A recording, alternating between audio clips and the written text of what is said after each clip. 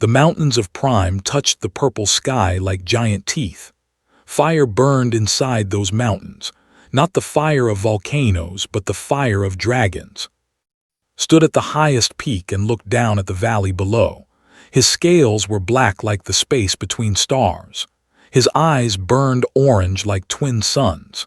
He was the leader of the pack, and he was very angry. "They have crossed the boundary," he said. His voice was deep and it made the rocks shake. "The humans have entered our sacred nesting grounds." Behind him, 23 dragons gathered. They were his pack, his family. Some were large with battle scars on their wings. Some were young and eager for their first fight. And at the very back, hiding behind her mother's wing, she was the smallest hatchling in the pack. Her scales were pale blue, not yet hardened by age.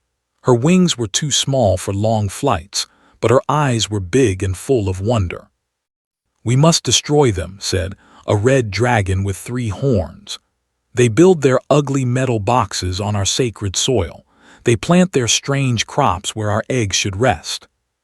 The other dragons roared in agreement. The sound echoed across the mountains and reached the valley where the human settlement sat. Heard that roar? She was inside the research station, looking at plant samples under her microscope. When the roar came, she dropped the sample and looked out the window. "That did not sound good," she said to herself. Was a botanist. She studied plants. She had come to Prime 6 months ago with a team of 12 scientists. They were supposed to study the unique plants that grew on this moon. Nobody told them about the dragons. Nobody told them they were building their station on sacred ground. She walked to the communication room, where her colleague was trying to send a message to Earth. "Any luck?" she asked. Shook his head. He was a tall man with tired eyes. He had been trying to contact Earth for 3 days now. "The solar storm is blocking all signals. We cannot reach anyone." "The dragons are gathering," said. "I heard them roar." "I know," turned to look at her. "I counted them this morning with the long-range scanner, 24 dragons, and they are not happy." Sat down heavily in a chair. When they first landed on Prime, they thought it was empty. The initial scans showed no intelligent life, but the scans were wrong. The dragons lived deep inside the mountains, in caves that blocked the scanning equipment. By the time the humans discovered the dragons, it was too late. The station was built. The crops were planted, and the dragons saw it all as an invasion. "What do we do?" asked. "We wait," said. "We hope the solar storm ends. We hope Earth sends help." "And if the dragons attack before then?" Did not answer. He did not have an answer. On the mountain, was making plans for war. "We attack at dawn," he said. "We burn their buildings. We destroy their machines. We take back what is ours." "What about the humans inside?" asked a young dragon named. His scales were green, and he had never killed anything larger than a rock beast. "They will run," said. "Humans always run. They are weak creatures, soft skin, no claws, no fire. They are nothing compared to us." "I heard stories," said an old dragon named Grandmother. She was the oldest in the pack. Her scales were gray with age, but her mind was still sharp. "I heard humans are not as weak as they look." "Stories from other worlds," said with disgust. "Other dragons who became soft. The pack is not soft. We are warriors. We do not fear little creatures with no scales." Listened to all of this from behind her mother. Her mother was a blue dragon like herself, but much larger and stronger, had not spoken during the meeting. She was watching with careful eyes. Mother whispered, "What are humans?" "Hush, little one," said. "This is not talk for hatchlings."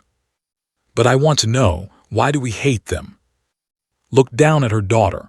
Was curious about everything. She asked questions about the stars, about the caves, about the old stories. Now she asked about humans. "They are invaders," said simply. "They came to our home without asking. They built on our sacred ground. That is why we hate them." "Have you ever met one?" "No." "Then how do you know they are bad?" Did not have an answer for that. Before she could think of one, spoke again. "Every dragon will fight," he announced. "Every dragon except the hatchlings. They will stay in the deep caves where it is safe." Felt her heart sink. She did not want to fight. Fighting sounded scary, but she also did not want to hide in the dark caves while everyone else was doing something important. "The meeting is over," said. "Rest tonight. Tomorrow we take back our home." The dragons began to leave, flying off to their own caves, nudged with her nose. "Come, little one, you need to eat and sleep." Followed her mother, but she kept looking back at the valley. She could see small lights down there. The human settlement. What were they doing right now? Were they scared? Did they have mothers who told them to eat and sleep? In the research station, the scientists gathered for a meeting of their own. "We have to try to talk to them," said. "Maybe they will listen." "Dragons do not talk to prey," said Dr. Bora, the team leader. She was an older woman with gray hair and a stern face. "We have studied their communication patterns. They see us as invaders. Talking will not help." "So we just wait to die?" asked Minyu, the youngest member of the team. He was only 22 years old. This was his first mission away from Earth. "We do not wait to die," Dr. Bora said. "We prepare defenses. We have energy shields. We have emergency bunkers. We can survive until help comes." "The shields will not hold against dragon fire for long," said quietly. "I ran the numbers. Maybe 2 hours, 3 if we are lucky." The room went silent. 2 hours. That was all they had if the dragons attacked. "Stood up. I want to try. Let me go out there and try to make contact." "That is suicide," Dr. Bora said. "Maybe, but sitting here is also suicide, just slower." Looked around the room at her colleagues. Some looked scared, some looked hopeless. "We came here to learn, to explore, not to fight. Let me try to explain that to them." Dr. Bora shook her head. "I cannot allow it, it is too dangerous." "Then I volunteer," said. "Whatever happens to me, it is my choice." The room was quiet again. Finally spoke. "I will go with you." "No," said. "If something happens to me, the team needs you. You are the only one who can fix the communication equipment." Wanted to argue, but he knew she was right. Dr. Bora sighed. "If you must do this foolish thing, do it at dawn. The scanner shows the dragons are resting now. You will have a better chance when they are not all gathered together." Nodded. Dawn then. That night, nobody slept well. The scientists checked their equipment, wrote messages to their families that might never be sent, and watched the mountains where dragon eyes glowed in the darkness. Sat by the window and looked at the stars. Somewhere out there was Earth, her home, her family. She thought about her mother who always told her to be brave. She thought about her father who taught her to love plants and growing things. She wondered if she would ever see them again. On the mountain also could not sleep. She crept to the mouth of her family cave and looked at the stars. The same stars was looking at, the same sky that covered them both.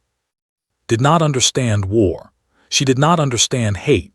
She only knew that tomorrow everything would change. The grown-ups would fly down to the valley and there would be fire and screaming and maybe death. She did not want that. She wanted to understand. She wanted to know why. But she was just a small hatchling and nobody listened to small hatchlings. As the first light of dawn touched the purple sky, both and watched it with heavy hearts. Neither of them knew that their paths would soon cross. Neither of them knew that the smallest and weakest among them would change everything. The dragons began to wake. The humans began to prepare. And the day that would decide the fate of both species had begun. The sun rose over Prime and painted the mountains gold and red. It was beautiful. It was also terrifying. Stood at the main door of the research station. She wore a simple white suit that showed she carried no weapons. In her hands, she held a small device that would translate her words into sounds the dragons might understand. "Are you sure about this?" asked. He stood behind her, his face full of worry. "No," admitted, "but I am going anyway." She pressed the button that opened the door. Cold morning air rushed in. It smelled like rocks and something else, something like smoke but sharper, dragon smell. Stepped outside. The valley was quiet. The strange purple grass moved in the wind. The sky above was clear except for the distant shape of the planet that Prime orbited around. It hung in the sky like a giant blue eye watching everything. Walked toward the mountains. Her heart beat so fast she could feel it in her throat. Her hands shook, but she kept walking, one step, then another, then another. She did not have to walk far. The dragons came to her. They rose from the mountains like a black wave, 23 dragons flying in formation. Their wings blocked the sun and cast shadows over the valley. They flew in a circle around, getting lower and lower until they landed in a ring around her. Stopped walking, she was surrounded. Landed directly in front of her. Up close, he was even more terrifying than she had imagined. His head was as big as her entire body. His teeth were as long as her arms. When he breathed, smoke came out of his nose. "Little human," he said, his voice was like thunder, "you come to us. Why?" The translator device worked. Understood his words and he would understand hers. "I come to talk," said. Her voice was small, but she made it as steady as she could. "I come to explain." "Explain what?" "Explain why you invaded our home. Explain why you built your ugly boxes on our sacred ground." Lowered his head until his eye was right in front of. That eye was bigger than her whole head. "There is nothing to explain. You came. You took. Now you will leave or burn." "We did not know," said. "When we came here, our machines told us no one lived on this moon. We did not know about you. We did not know about the sacred ground. If we knew, we would not have built here." "Lies," hissed the red dragon. "Humans always lie." "It is the truth," said. "We are scientists. We came to study plants. We came to learn, not to fight, not to take anything from anyone." Laughed. It was not a nice laugh. Humans say they come to learn, then they stay, then more come, then they take everything. We have heard the stories from other worlds. We know what humans do. "Not all humans are the same," said. "Just like not all dragons are the same. Please, give us time to leave. Let us contact our people. We will go and never come back." For a moment something flickered in his eye, maybe doubt, maybe consideration, but then spoke again. She stalls for time. She waits for more humans to come, more weapons, more invaders. The other dragons growled in agreement. The circle around got. "That is not true," said, but her voice was getting weaker. She could feel the heat coming from the dragons. She could smell their fire breath. "Please, we do not want war." "War has already begun," said. "When you put your first stone on our sacred ground, war began. You just did not know it yet." He opened his mouth. Fire glowed deep in his throat. Closed her eyes. This was it. This was how she would die. Far from home, alone, burned by dragon fire because of a mistake nobody meant to make. But the fire never came. "Wait." The voice was high and young. It came from above. Everyone looked up. Was there, flying on her small wings, coming down from the mountains. She should not be here. She should be in the deep caves with the other hatchlings, but she had snuck away. She had followed the pack, and she had seen everything. Cried out, she flew forward and caught her daughter before she could land. "What are you doing here? This is dangerous." "I had to see," said. She struggled in her mother's claws. "I had to see the humans." Turned away from, his fire died down in his throat. "Take the hatchling back to the caves. She should not see this." "No," squirmed free from her mother and landed on the ground. She was so small compared to the other dragons. Her head barely reached waist. "I want to talk to the human." "Hatchlings do not talk to prey," said sharply. "She is not prey," said. She walked closer to, looking up at her with big curious eyes. "She is just different. Look at her. She has no claws, no fire, no wings. How can she be dangerous?" Did not move. She barely breathed. This small dragon was looking at her like she was a puzzle to solve, not an enemy to burn. Hello, said Tu. I am. What is your name? His throat was dry. She swallowed hard and spoke. My name is. Na repeated slowly. That is a strange name, but I like it. Come away from there, said nervously. She might be dangerous. She is not dangerous, Mother. Walked around in a circle, looking at her from all sides. She is shaking. She is scared. Dangerous things do not shake and feel scared. The other dragons watched this exchange with confusion.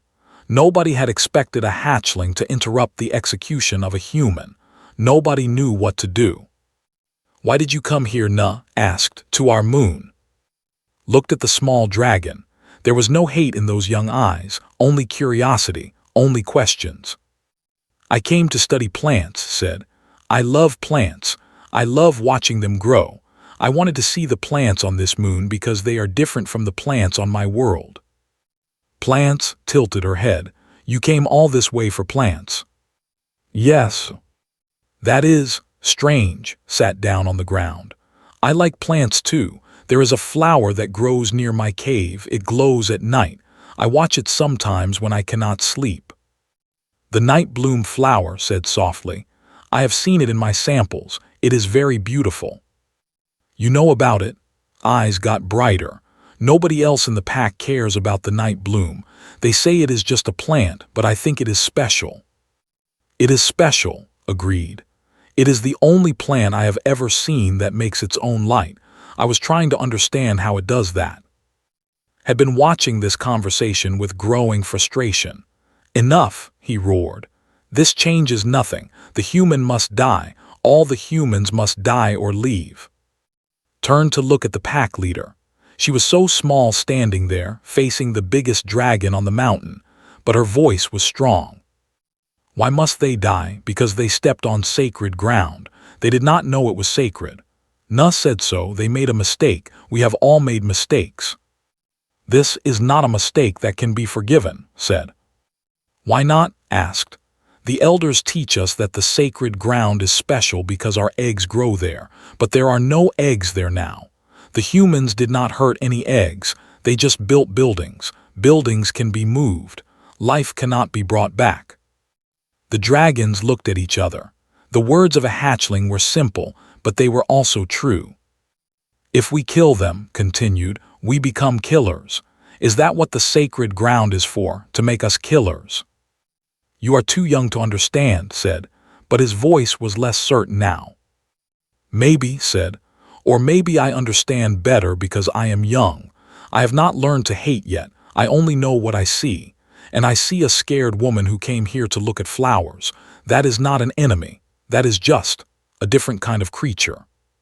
Stepped forward. She had been silent all this time, but now she spoke. The hatchling speaks true words, she said. I have followed you in many battles. I have never questioned your leadership. But today, I question this. What do we gain by killing scientists who study plants? What honor is there in burning people who cannot fight back? Other dragons began to murmur. Not all of them agreed with, but some did. The mood was shifting. Looked around at his pack. He was still the leader, but a leader who did not listen to his pack would not be leader for long. We will not kill today, he said finally. But this is not over. The humans have until the next full moon to leave our sacred ground. If they are still here when the moon rises full, there will be no more talking. He spread his wings and flew back toward the mountains. One by one the other dragons followed. Soon, only and remained. You should not have come here, said to her daughter. It was dangerous. I know, said, but I had to. Looked at, there was no warmth in her eyes, but there was also no hate. You have until the full moon, human. Use your time wisely. She picked up gently and flew away, leaving alone in the valley. His legs gave out. She sat down hard on the purple grass and started to cry, not from sadness, from relief. She was alive. The dragons had not killed her. A small hatchling had saved her life. When she finally gathered enough strength to walk back to the research station, was waiting at the door. What happened? He asked. We saw the dragons surround you, we thought. I am alive, said. They gave us time until the full moon. How, why? Thought about her questions and her curiosity and her simple wisdom. A child saved us, she said. A dragon child. She asked questions that the adults could not answer. Helped her inside. As looked back at the mountains, she saw a small blue shape watching from a distant peak, still curious, still watching. Raised her hand in a small wave. She did not know if saw it, but it felt right to try. In the mountains, did see. And for the first time in her young life, she felt something she could not name. A connection. A thread between her and the strange creature with no claws and no fire and no wings. That thread would grow stronger, and it would change everything. 7 days passed after the standoff in the valley. 7 days of waiting and worrying and watching the sky. The solar storm still blocked all signals to Earth. Worked day and night trying to find a way through, but nothing worked. The humans were still alone on Prime, counting the days until the full moon.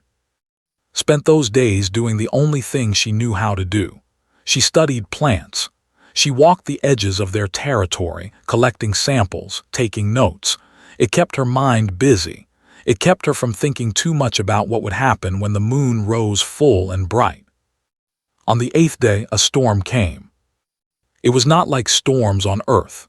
This storm came from the giant planet that Prime orbited around.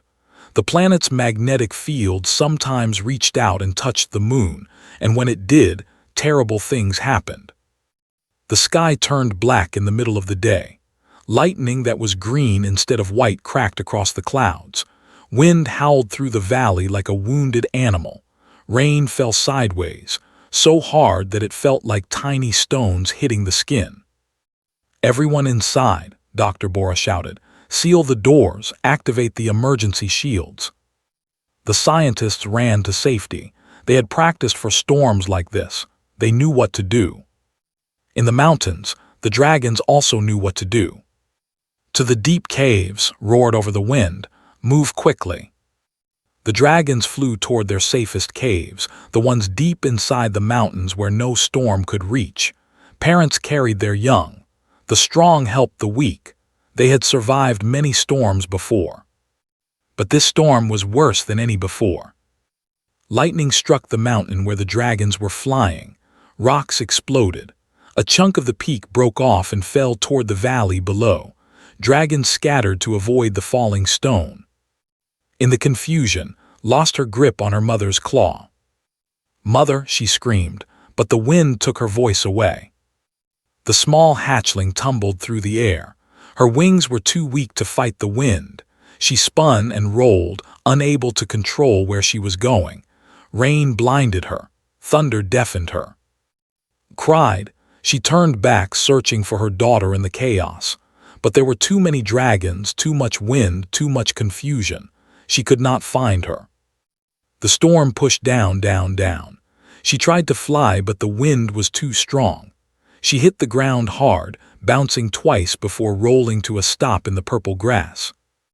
Pain shot through her left wing. She tried to move it and cried out. Something was wrong. Something was broken. Looked around. She did not know where she was. The storm was all around her. Rain pounded against her small body. She could not see the mountains. She could not see anything except darkness and lightning and rain. "Mother," she called again. "Anyone help?" No one came. No one heard. Tried to walk, but her wing dragged on the ground and every step sent fire through her body. She was alone in the storm, hurt and scared, far from home. She did the only thing she could do. She crawled toward the first shelter she could find. A small cave in a hillside. She dragged herself inside and curled up into a ball, shaking from cold and pain and fear. The storm raged for hours. When it finally stopped, the world was quiet, too quiet. Lifted her head and looked outside. The sky was gray now instead of black. The rain had stopped, but everything looked different. The storm had changed the valley. Tried to move again. Her wing hurt less than before, but it still did not work right. She could not fly. She could barely walk. "I have to find the pack," she told herself. I have to find Mother. She limped out of the small cave and looked around. Nothing was familiar. She did not know which way to go. Then she heard footsteps. Froze, the footsteps were coming closer. They sounded wrong, not like dragon feet. Lighter, faster. A figure appeared over the hill, a human figure. It had gone outside as soon as the storm ended. She needed to check her plant samples. She needed to see what the storm had damaged. She did not expect to find a dragon. When she saw lying in the grass with her wing bent at a wrong angle, stopped walking. For a moment, neither of them moved. "You are the small one," said softly. Tried to stand tall, tried to look brave. "Stay away from me, human, I will burn you." "You do not make fire yet," said. "I can tell, your throat does not glow." This brave act crumbled. She was right. Hatchlings did not make fire until they were older, had no way to defend herself. "What do you want?" asked, her voice shook. Took a slow step forward, then another. "I want to help you, your wing is hurt." "Why would you help me? We are enemies." "Thought about that. Are we? You saved my life. You asked questions that stopped from burning me. That does not sound like an enemy." Did not know what to say. Her wing throbbed with pain. She was cold and tired and alone. And this human was offering help. "Let me look at your wing," said. She knelt down so she was at level. "I am not a doctor, but I know some things about bones and muscles. I study living things. That includes hurt living things." Looked its face. There was no hate there, no anger, only concern. The same look her mother had when got hurt playing in the caves. "It hurts," admitted. Her voice was small. "I know," said. "I will be gentle, I promise." Slowly extended her hurt wing. Looked at it carefully, touching it with soft fingers that were warm despite the cold air. "It is not broken," said after a moment. "But it is, what is the word? Twisted. The muscles are hurt. You need to rest it and keep it warm." "I cannot fly," said. "I cannot get home." "Then you will stay with me until you can." Stared at her. "You would take me in a dragon." "A hurt child," said. "That is all I see. A hurt child who needs help. Come, my station is not far. It is warm there and dry." Stood up and waited. She did not force. She did not grab her or trick her. She just waited. Thought about her mother. She thought about the pack. They would be looking for her. They would worry. But she could not fly and she did not know where they were. And her wing hurt so much. "Okay," she said quietly. "I will come." Smiled. It was a gentle smile that made her whole face soft. "Can you walk?" "Slowly." "Then we go slowly." They walked together toward the research station. Kept her pace slow so could keep up. When stumbled, waited. When needed to rest, they rested. "Why are you being kind to me?" asked as they walked. "Why would I not be?" replied. "Because my pack wants to kill your people. Because we are enemies." Was quiet for a moment. Then she said, "On my world there is a saying. A hurt child has no tribe. It means that when someone is small and hurt, it does not matter who their family is or where they come from. They deserve help. That is what I believe." Thought about this. We have a similar saying. A hatchling belongs to all dragons. It means any dragon will protect any hatchling, even if they are from a different pack. "Then we are not so different," said. "Your people and mine." They reached the research station. Pressed the button to open the door, but she did not go inside right away. She turned too. "Some of my friends might be scared of you. Humans are scared of dragons because dragons are bigger and stronger. But I will not let anyone hurt you. You are safe with me." Nodded. She believed her. She did not know why, but she believed her. They went inside. The other scientists stared when they saw walk in with a dragon hatchling. Dr. Bora dropped her cup. "Mean you backed against a wall. Just stood there with his mouth open." "This is," said calmly. "She is hurt. She is going to stay with us until she is better." "Are you insane?" Dr. Bora found her voice. "That is a dragon. The dragons want to kill us." She is a child, said firmly. A hurt child, look at her wing, she cannot fly, she cannot go home. What do you want me to do, leave her outside to die? Nobody answered that. Guided to a warm corner of the station, she found blankets and wrapped them around the small dragon. She brought water and food, even though she did not know what dragons ate. Thank you, said softly. She was already feeling better. The warmth was making her sleepy. Rest now, said. Tomorrow we will figure out how to fix your wing and get you home. Closed her eyes. The last thing she saw was kind face looking down at her. The last thing she felt was warmth and safety. For the first time since the storm started, was not afraid. Outside in the mountains was screaming her daughter's name. She flew through the night, searching every cave, every valley, every hill, but was nowhere to be found. We will find her, said, flying beside. When the sun rises, we will search the whole moon if we have to. The humans, said suddenly, what if the humans took her? His eyes narrowed. If they have harmed her, I will burn them all. I will burn their station to ash. I will not wait for the full moon. Let us search first, grandmother said wisely. Let us know the truth before we act. They searched until dawn. They searched until the sun was high in the sky. They searched until scouts finally spotted something in the valley below. A small blue shape, visible through the window of the human station. Alive. In the hands of the enemy. Roared so loud that the mountains shook. Gather the pack, he commanded. We go to war now. The sound of dragon wings filled the air. It was like thunder that did not stop. It was like the whole sky was angry. Woke up first. She had been sleeping in a chair next to, watching over the small hatchling through the night. When she heard the wings, she ran to the window. What she saw made her blood turn cold. Every dragon in the pack was flying toward the station. 23 dragons, their scales gleaming in the morning sun, their eyes burning with rage. They flew in a tight formation, wing to wing, fire already glowing in their throats. Everyone wake up, screamed. The dragons are coming. The station came alive with panic. Scientists ran in every direction. Dr. Bora shouted orders about shields and bunkers. Minyu was crying, tried to stay calm, but his hands were shaking. Woke up confused. What is happening? Your pack is coming, said. They must have seen you through the window. They think we captured you. But you did not capture me. You saved me. They do not know that. The dragons landed in a circle around the station, just like they had surrounded in the valley days ago. But this time, there was no chance for talking. This time was too angry to listen. Humans, roared. You have taken our hatchling. You have broken the last line. There will be no more waiting. There will be no more talking. Give us back the child or we will burn your station to nothing. Inside, the scientists looked at each other.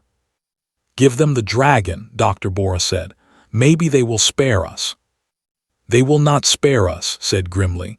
They think we kidnapped a child. In their eyes, we are the worst kind of criminals now. Then what do we do? Before anyone could answer, stood up. Her wings still hurt, but she could move now. She limped toward the door. What are you doing? Asked. I have to tell them the truth, said. I have to tell them you helped me. They might not listen. They are too angry. They will listen to me, looked at with determination in her young eyes. I will make them listen. Wanted to stop her. She wanted to keep safe inside, but she knew that was right, was the only one who might be able to stop this. Let me come with you, said. No, if you come out they will attack. Let me go alone first. Press the button to open the door. Be careful, little one. Smiled, it was a small smile, but it was real. You called me little one. My mother calls me that. Then she walked outside. The dragon saw her immediately, cried out and flew down, landing right in front of her daughter. She wrapped her wings around and held her tight. My baby, sobbed. My little one, I thought I lost you. I am okay, mother said. I am safe. Safe landed beside them, his eyes still burning with anger. You were inside the human building. They took you. They held you prisoner. No, said firmly. She pulled away from her mother and stood to face the pack leader. They did not take me. They saved me. The other dragons murmured in confusion, hissed with disbelief. Lies, the humans made you say that. The humans did not make me say anything, said. I fell during the storm, I hurt my wing, I could not fly, I did not know where I was alone and scared and cold. She looked at the station where was watching through the window. Nuff found me, she helped me. She brought me inside to keep me warm. She wrapped me in soft things and gave me water. She stayed with me all night to make sure I was okay. That cannot be true, said. Humans are cruel, humans take and destroy, they do not help dragons. This one does, said. Look at my wing, look at how it is wrapped in human cloth. That cloth is medicine, it helps healing. Nup put it there. She said human words over it that I did not understand, but her voice was kind. Looked at wing. He saw the white bandage that had carefully wrapped around it. He saw how gently it was done. Why would a human help a dragon? He asked. His voice was less angry now, more confused. I asked her the same thing, said. She told me something. She said that on her world there is a saying. A hurt child has no tribe. It means that when someone is small and hurt, it does not matter where they come from. They deserve help. We have a similar saying, grandmother said softly. Yes, we do, agreed. A hatchling belongs to all dragons. None knew that saying too, even though she did not know the words. She felt it. She acted it.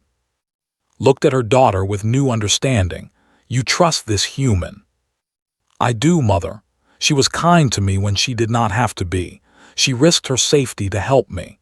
The other humans were scared, but she protected me from their fear. That is not what enemies do. Turned to look at the station. Through the window he could see's face. She was not hiding. She was not running. She was just standing there, waiting for whatever would happen next. I need to speak with this human, said, face to face. No, several dragons shouted. It is a trap. If it is a trap, I will burn my way out, said. But I need to see for myself. I need to understand. He walked toward the station door. The other dragons watched nervously. Inside, the scientists backed away from the window, terrified. But walked to the door. She opened it and stepped outside to meet. They stood face to face. The giant dragon and the small human, fire and flowers, war and peace. You helped our hatchling, said. It was not a question. Yes. Why? Because she needed help. That is all. That is enough. Studied's face. He was old and he had seen many things. He had seen humans before on other worlds in images and stories. They always looked scared or angry or greedy, but this human looked calm, tired, and strangely peaceful. You do not fear me, observed. I fear you very much, said honestly. But fear does not change what is right.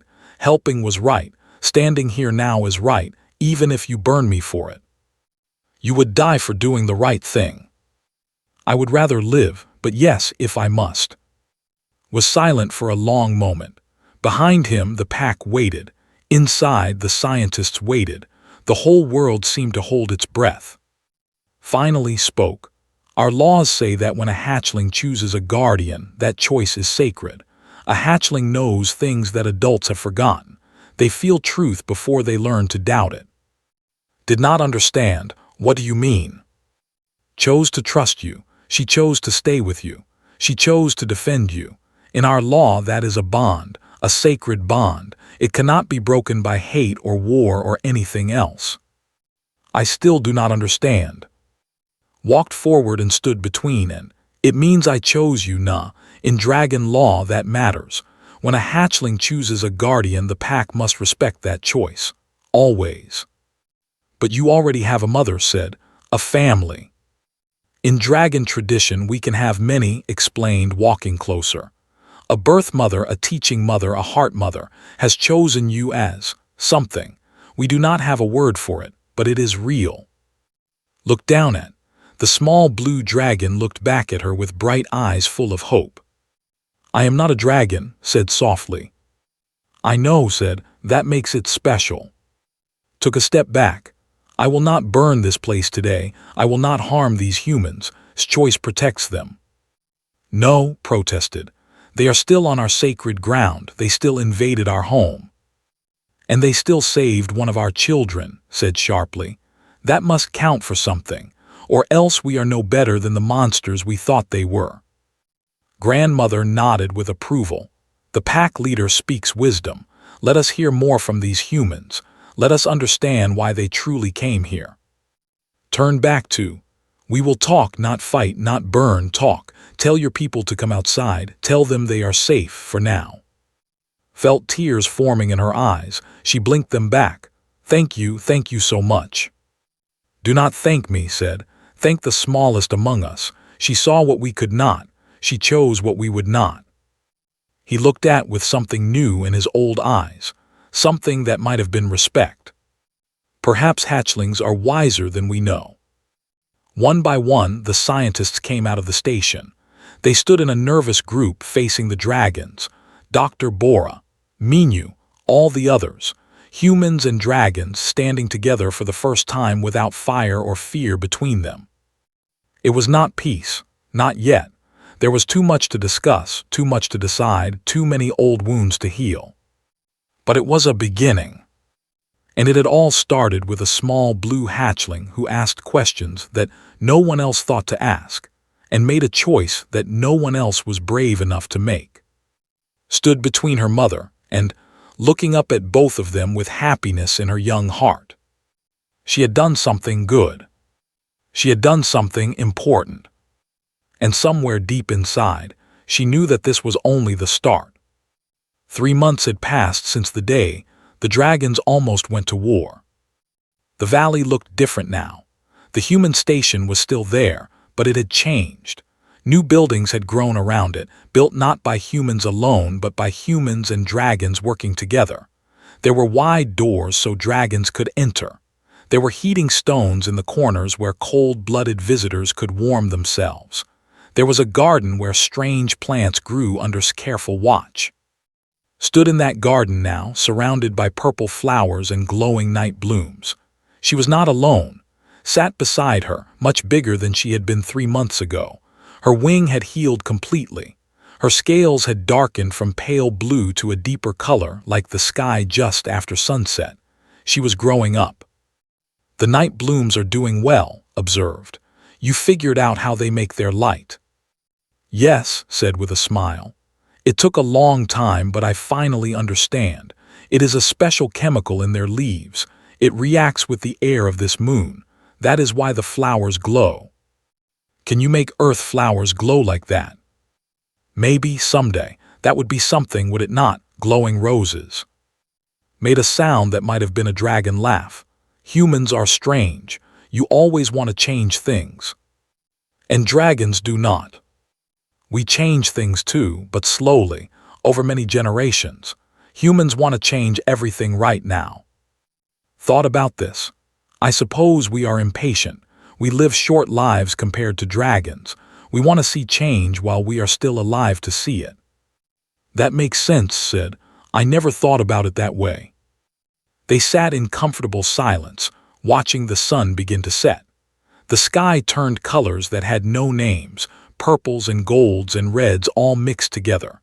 The giant planet rose on the horizon, glowing blue and beautiful. A lot had changed in 3 months. After the standoff had agreed to real talks, days of difficult conversations followed. The humans explained why they had come, what they hoped to learn, how they had not known about the dragons. The dragons explained their history, their sacred places, their fear of invasion. It was not easy. There were moments when everything almost fell apart. Still did not trust humans. Dr. Bora still did not trust dragons. Old fears do not die quickly. But it showed everyone what was possible. They spent time together every day. They learned from each other, taught dragon words and dragon songs and dragon stories, taught about plants and stars and human history. They became something that had never existed before, a dragon and a human who were friends, true friends. The other scientists saw this, the other dragons saw this, and slowly, things began to change. Fixed the communication equipment 2 weeks after the standoff. When he finally reached Earth, he had an incredible story to tell. Intelligent dragons, a near war that became a near peace, a scientific opportunity beyond anything anyone had imagined. Earth sent more humans, but these humans came differently. They came with gifts instead of machines. They came to ask instead of take. They came to learn about dragon culture instead of just dragon biology. The dragons watched these new humans carefully. Some of them proved worthy of trust. Some did not. But that was normal. Dragons knew that not all members of any species were the same. What mattered was finding the good ones and building from there. Now, 3 months later, the first joint project was nearly complete. A center for shared learning. A place where humans could study dragon history and dragons could study human science. A place where young ones from both species could grow up learning about each other instead of fearing each other. Had agreed to the project only because of, if a hatchling can see good in humans, he said, then perhaps we should learn to see it too. As the sun set completely and the stars came out, heard footsteps behind her. Human and dragon footsteps together. She turned to see walking toward the garden with beside him. The tall human and the blue dragon had become unlikely friends over the past months, was fascinated by dragon technology, the way they used fire and stone and natural materials instead of metal and electricity, was fascinated by human technology, especially the communication devices that could send voices across the stars. The celebration is starting, said. They sent us to bring you. Today was a special day. Today was the official opening of the Learning Center. Humans and dragons would gather together for the first time to celebrate what they had built. Are you nervous? Asked. A little, admitted. Ask me to speak, to tell everyone why this matters. I do not know what to say. Tell them what you feel, said gently. Tell them what you told that day. Your words come from your heart. That is why they reach other hearts. Nodded slowly. Okay, I will try. They walked together to the new center. It was a beautiful building, half human design and half dragon design. The walls were strong stone carved by dragon claws and dragon fire. The windows were human glass that let in light while keeping out cold. The doors were wide enough for dragons to walk through standing tall. Inside, the two species gathered. Dragons filled one side of the great hall. Humans filled the other. In the middle, an empty space waited for the speakers. Stood first, he looked old and tired but also proud. We came to this valley ready to fight, he said. We were ready to burn and destroy and protect our home from invaders. We were so certain that we were right. We were so certain that humans were evil. He paused. We were wrong. The hall was silent. Every eye and every dragon eye watched the pack leader. We were wrong because we let fear speak louder than wisdom. We let old stories poison our minds against creatures we had never truly met. We almost made a terrible mistake. We almost killed good people because we did not take time to understand them. Looked at, one small hatchling saw what none of us could see. She asked questions when we only wanted to fight. She chose trust when we only felt hate. She reminded us that courage is not about fire and claws. Real courage is about opening your heart to something new. He stepped back. Speak to your people, all of your people. Walked to the center of the hall on trembling legs. She was so small compared to the adult dragons, so young compared to everyone watching, but her voice was clear when she spoke. I did not do anything special, she said. I just got hurt, I just needed help. And a human helped me, that is all. She looked at who smiled encouragingly. When I was hurt and alone and scared, Nud did not see a dragon, she saw a child. She did not care that I was different from her. She only cared that I was hurt. She helped me because that was the right thing to do. turned to look at all the faces watching her. Dragon faces with eyes like fire, human faces with eyes like stars. We can choose to see each other as enemies. We can choose to see differences and be afraid, or we can choose to see each other as just people. Different kinds of people, yes, but people, with hearts and families and fears and hopes, just like us. Her voice grew stronger. I chose to trust Na, not because I knew she was good. I did not know anything about humans. I chose to trust her because I was tired of being scared. I wanted to believe that kindness could exist between our people, and it did. It does. She spread her wings, the same wings that had been broken 3 months ago. Look at us now. Look at what we built together. Look at what is possible when we stop fighting and start building. This is what I learned from humans. They do not wait for change. They make change. They believe in tomorrow and they work to make it better. Looked at her mother, at grandmother. Dragons live a long time. We are patient. We let things happen slowly.